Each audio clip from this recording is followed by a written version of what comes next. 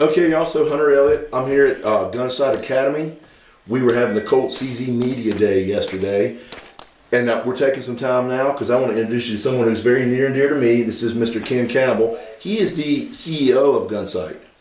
Now, as we can imagine, that is probably a pretty large responsibility to shoulder, Ken. So, to be frank with you, sir, what qualifies you to run this academy? Well, first of all, I call it steering the glacier. Steering the glacier. Steering the glacier. But anyway, no, I appreciate you folks being here. Appreciate our partners with Colt being here, and then you too. And it's funny how you'll meet people. But one of the magical things about Gunsite is that you'll meet people here you never would have had the opportunity to meet and become fast friends. Just like you and I. That's my point exactly. And I'm friends with people I met here in 1990 in my first class. Wow. I still send Christmas cards. So anyway, back to your question. Yes, sir. I'm blessed to be here. I can't believe I'm here doing what I'm doing. I came out here as a deputy on the sheriff's office for a 250 pistol class in 1990 with my department partner. We were both firearms instructors. And I remember standing on North Range the last day of class and thinking, this has been great. I'll never get to come back. But I was very fortunate. I had a great sheriff, a fellow by the name of Ern Hudson. He passed away now, but he was a lawman. You would have liked him. He was a lawman without fail, big believer in training. Okay. And I had an opportunity then to come back because he wanted to come.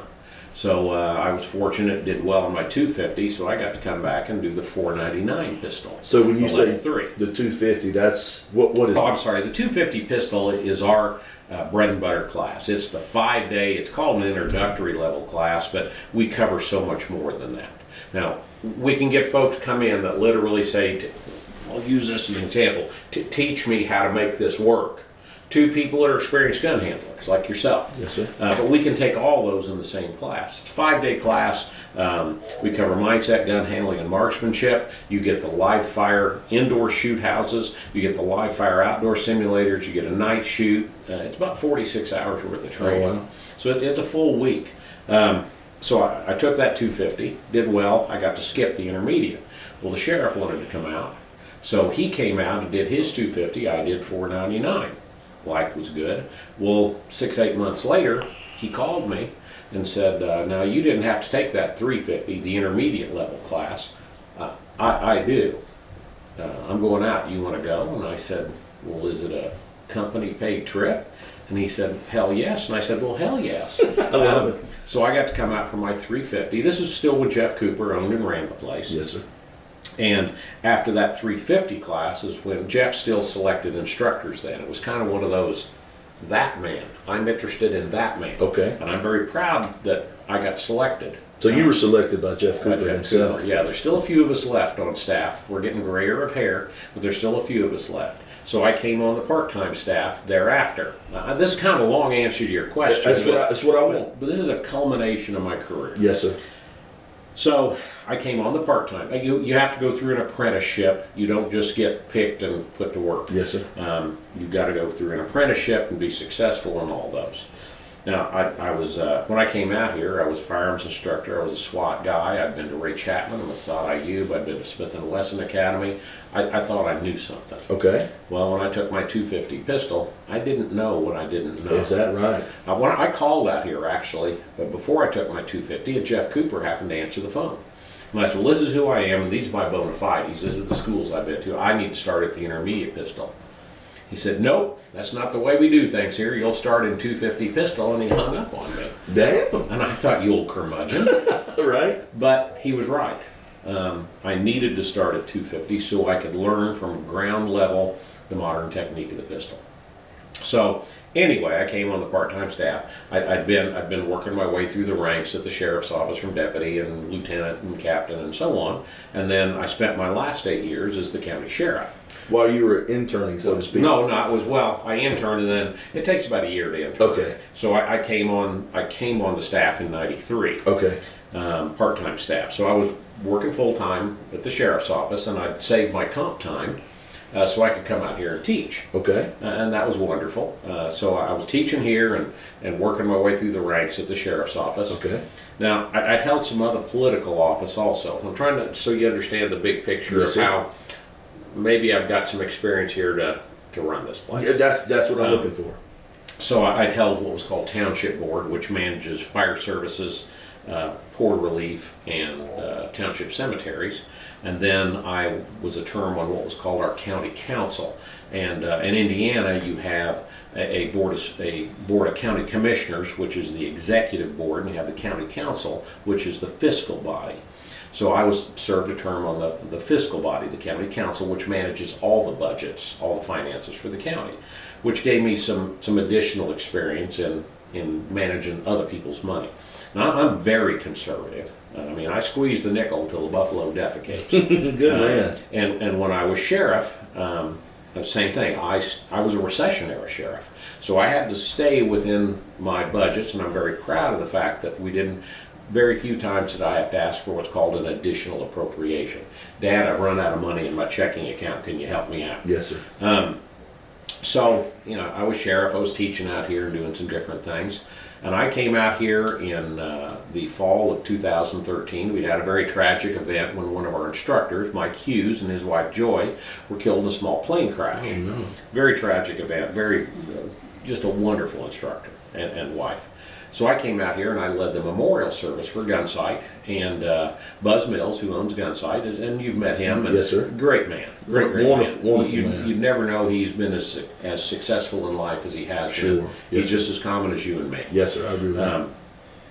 So we're cleaning up the cookie crumbs and the coffee pots after the memorial service, and he says, what are you going to do when you grow up?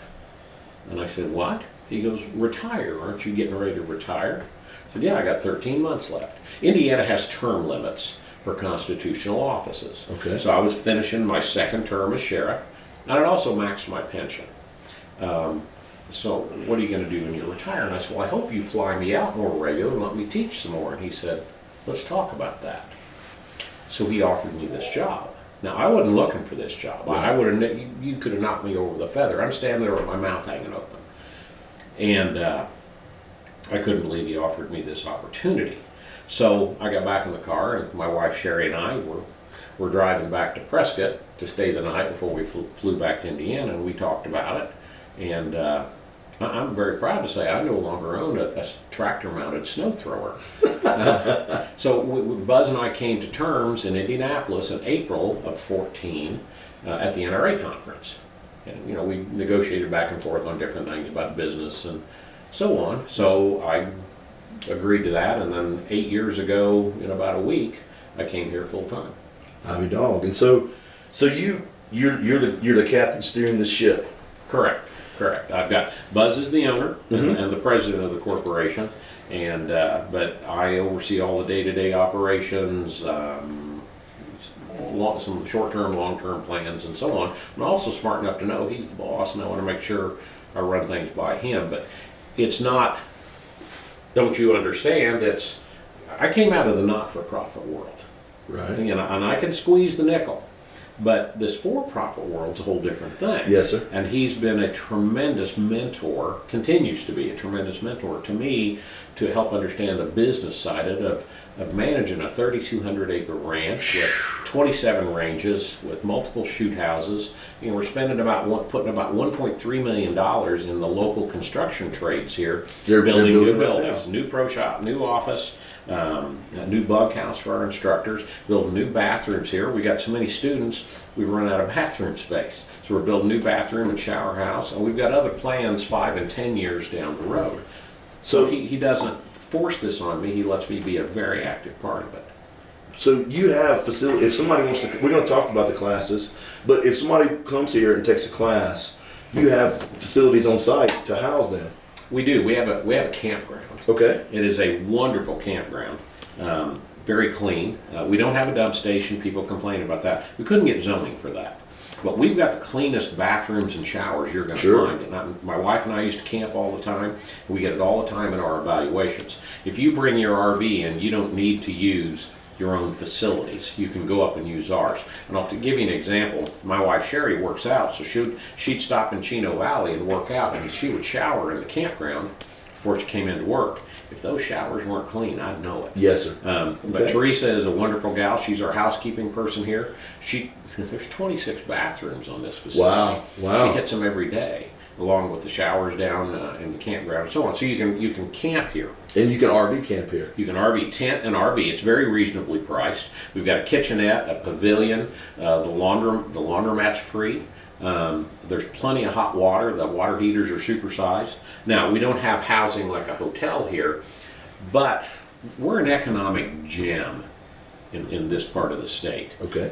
In my prior life, when I was sheriff, I worked closely with what's called the Economic Development Commission, which tries to recruit businesses in locally that generate a lot of income for your government entity, but don't cost a lot of services. Okay. Right?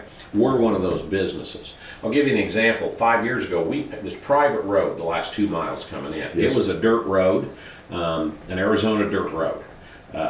We paved that. We did. Oh, wow. It's about $200,000, and we maintain it every year.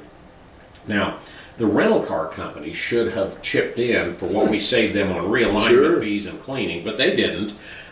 So that also then increased the value of the people's homes down the road, which I'm sure Yavapai County increased their property taxes. Yes, sir. But so it increased the revenue there. The bed and breakfast and the hotel communities love us. And there's plenty of places, if somebody wants to get a hotel or a Airbnb or what have you, there's plenty. Right outside our gate, there are 2 places you can rent.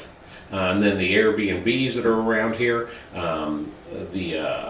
Chino Valley has a couple of hotels, and you go into Prescott where there are many more amenities, and the hotel's theirs, and the majority of them offer a Gunsite discount. Oh. You have to call them direct, Okay. not on their website. Call them direct, say I'm staying at Gunsite, and they'll give you basically about a government rate. Okay. Save you a little, because our clients are nice people, they're clean people, they aren't party animals, they don't trash the Yes, sir. rooms, and I'm telling you, the bed and breakfast people want to have babies for us. I love it. And we do too. Our lunch person, you come here, you can brown bag your lunch, put it in our refrigerators, because we're too remote for you to run to town to get lunch and come back in an hour. But we also your lunches are catered. They're $13 delivered. It's all fresh food. You It's can have good. That's what we had gluten-free, yesterday. vegan. In the wintertime, there's hot soup option. And so Liz isn't my employee. She's an independent contractor. So we hire Liz, or you hire her because Yes. you pay her. Yes, sir. She rents space from a commercial kitchen. She hires local people, and she buys the food locally, buys fuel because she delivers it out here. You tell me the downside of that. For $13? For $13. Yeah. So we are a revenue generator. Then we haven't even touched on it's called tourism tax, heads and beds. When you're a tourist, you pay an extra tax. Yes, sir. And they do that because you don't vote for them, so they can increase taxes on you, right? Yes, sir. So the tourism taxes that are paid, the amount of money that our clients spend in the grocery store, the restaurants, the gas stations, the airlines, the rental cars, all these things really snowball up. So we're a good economic generator for Yavapai County and the state of Arizona. Wonderful. So I know you're busy, but I want to touch on I'm one here more. with you. Wonderful. Let's talk a little bit about what sort of classes you offer. You know, what we figured out that you have the shoulders to bear the responsibility to run this place. Now, what is running this place? If somebody's interested in taking a class, and I realize you have a website, but what do you offer to the person that don't know you from Adams House Cat? Let me go back and touch on something else. Yes, sir. I may be in the driver's seat. There's an old Ronald Reagan adage that I believe in. I did when I was sheriff, and I certainly do here. You surround yourself with people that you trust, and you empower them to act. So I'm blessed to have great staff, and they make me look good. Okay, so your instructors are also very well qualified. Our full-time staff, ranging from Teresa, who takes care of housekeeping, to Gary in facilities management, to Dave Hartman, my executive officer here, and so on. They're great people, and they take care of their jobs well, and that way I don't micromanage. Okay. I give them the tasks and the leeway, stay within these white lines, and we go to town, man. It's a great thing. I love it. So classes. Yes, sir. Our classes are numbered like college classes. We used to have an affiliation with one of the colleges, and that got lost over the years. We keep trying to bring it back, but unfortunately, the firearms industry is some kind of, we're evil, but that's another topic for another day. So our classes are numbered 250, 350, 499. Our carbine classes, entry level is 223, advanced is 556, and so on. So we teach various levels of pistol, carbine, shotgun, general rifle, which is almost a hunting class. It can be two-legged or four-legged predators. We do precision rifle classes, which it's a 7-day course, and it shoots out to about 12 or 1400, depending on the skill sets of the students and their equipment. We do an extreme long-range rifle course, which takes you out to 2000 to 2200. Wow. We do edged weapons. We do a tactical medicine course. It's 3 days. When originally it was based on a wartime model, now it's based on an active shooter model. Okay. Just take a look at Gunsite.com and see what all we offer. It describes the courses in there. Now, we're not a club. We're not membership driven. Our instructors don't buy their way into being an instructor here. They earn it. And you've seen our instructors have got salt and pepper, gray, or lack of hair. Now let me give you my favorite analogy there. When I get on a big jet to fly somewhere, when I get up that jetway, I like looking in the cockpit. And it makes my heart leap with joy to see salt and pepper or gray hair in that left front seat. Experienced.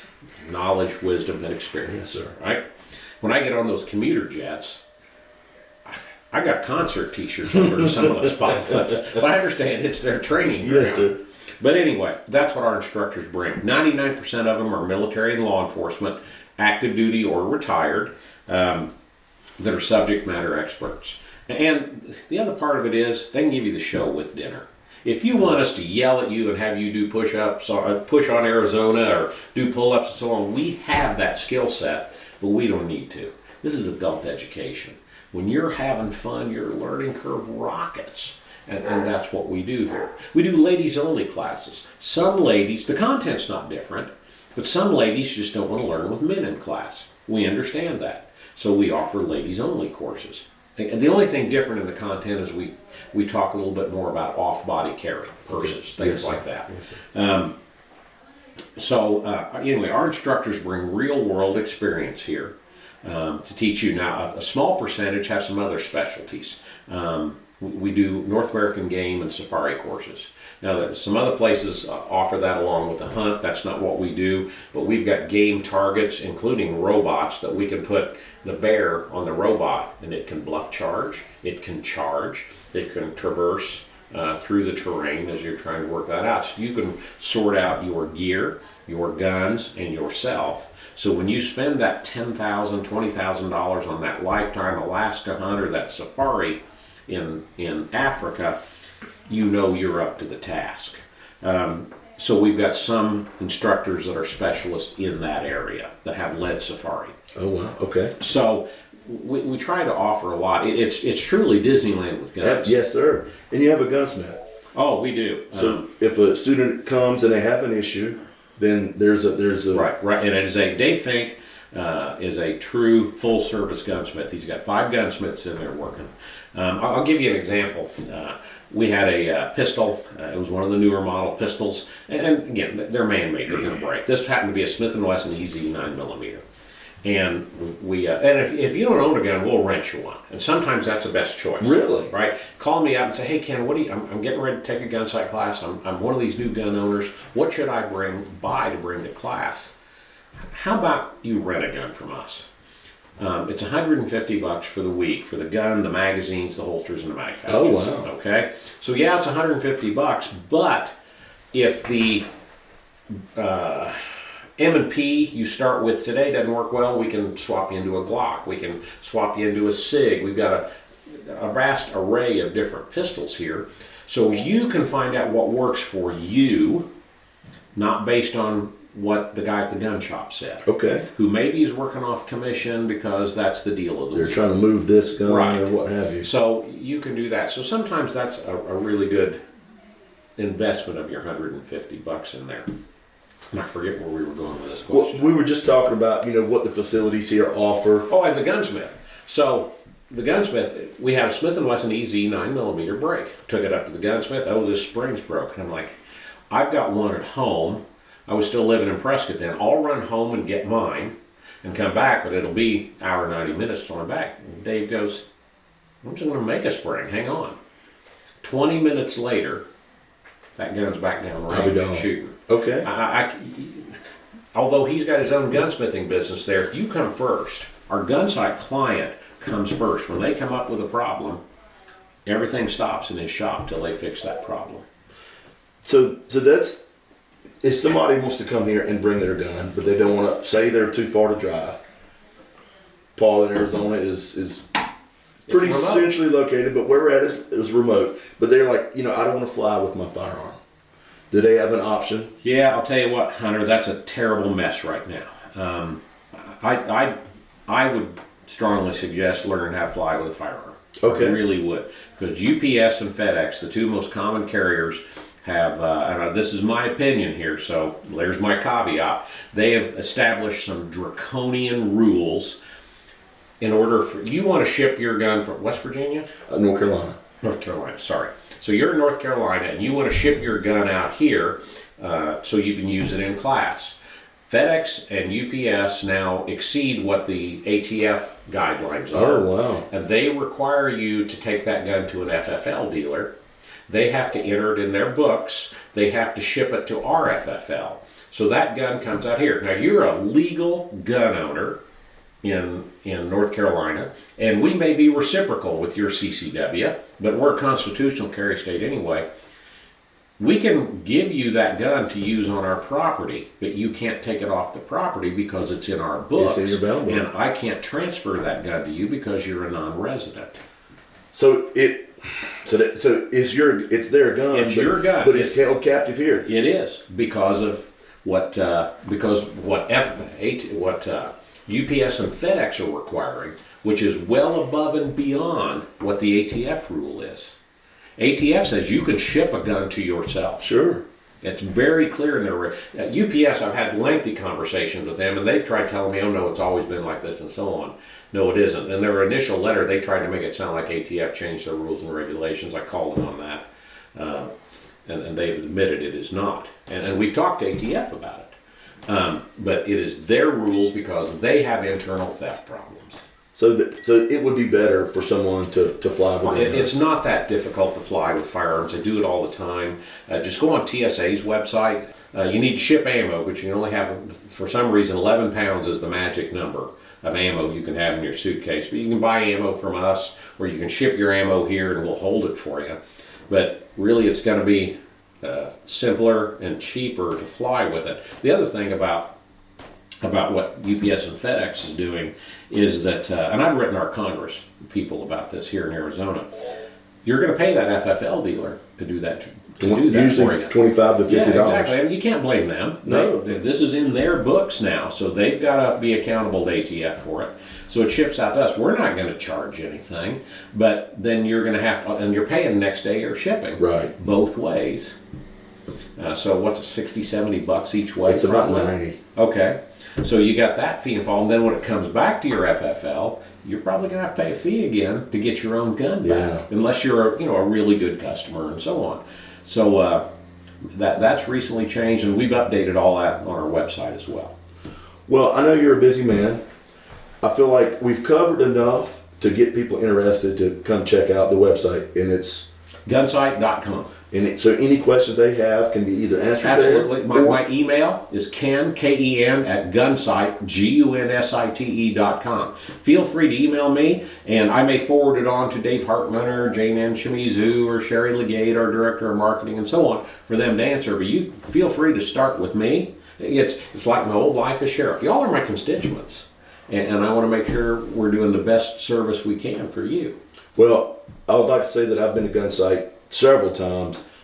I love this place. If I were to ever leave North Carolina, probably not, but if I do, I'm going to find some property in Paulden, and I'm going to haunt the doorway here because it is a really solid fellowship, and I've made a lot of good friends here. And like you touched on earlier, folks that I probably would have never met, or maybe at SHOT passing, but no interaction. And I've met a lot of you mentioned Dave Hartman. He's an angel. He is a true gem. I think the world of him. Please don't tell him I said that. So it is a lot of fellowship here, a lot of just really good people. It's an amazing experience. Every time I get to come, I truly look forward to it. It is Disneyland for gun owners. If you got a couple more minutes here, let me share Absolutely. a story with you. Again, an old country sheriff. I got to tell stories, right? We've got a group here called the Knuckleheads. And it's not a pejorative term. It's a bunch of guys, only a bunch of knuckleheads that drive all this way to take a class. Most of them were from San Diego area. Only a bunch of knuckleheads that do that. Well, over the course of the years, the knuckleheads have made great friends with people all over the country. And some of them have been here 50 or more times. Okay? So they're an advanced group of shooters. So once a year, we do a private class for them. It precedes the Gunsite alumni shoot, the first Saturday in October. And it's an invitational, but now it's a couple of Boston cops, a heart surgeon from Montana, an anesthesiologist out of Phoenix, a roofer out of San Diego. It's just an eclectic mix of people. All walks of life. That met here at classes at Gunsite, and they come back once a year and do these real high-speed classes with us. So that's a neat thing. It's coming to Gunsite is different. You can say, oh, I've been to a shooting range before, I've been to an outdoor range, I've taken some classes. Agreed, and that's a great, you want to get that good training. But this is different. Go to the Grand Canyon. Oh, I've seen the Grand Canyon on TV. No, you really need to go see it. Well, I've seen it at the IMAX theater. That's great. You need to go to the Grand Canyon. And you do, and you walk up there to the edge that first time, and here's all of God's grandeur in front of you. And it's just breathtaking. Now, I'm not saying we're God's grandeur here, but it's not just a shooting range, it's not just a class, it's the whole ambiance, it's the whole experience. We call it the epiphany. And you get that experience, and we call it Gunsite family. Right. And that's what it is. It's I believe family. that. Well, that's, my father, when I was going to Parris Island, my father was a Marine, and I was in Marine Corps, and I was asking my father, what's it like, what's boot camp like at Parris Island? He said, son, I can tell you, but you will never understand until you get there. Yeah. And I feel like this place is the same way. You can talk all about it, but you'll never really know what it's like until you get here and you fellowship with fine people like yourself and get the feel that it's a really, really nice, tight-knit family. Oh, thank you. And we're all looking out for one another. And now, probably more than any time that I've been alive, it's probably a really good time to look into getting some training. Yes, it is. The world is a dangerous place. It is. And if you want to get training, you want to get good training. Yeah. What my senior drill instructor, his saying was, practice doesn't make perfect. Perfect practice makes perfect. That's correct. And we use that saying here too. So if you go to, Bob, the gun instructor, you have no idea what you're getting involved with. Somewhere like here, there's a pedigree associated with it. Yes. And so that along that and with your experience and your instructors, there's a reasonable expectation of quality training. We're not inexpensive by any means, but what's your life worth?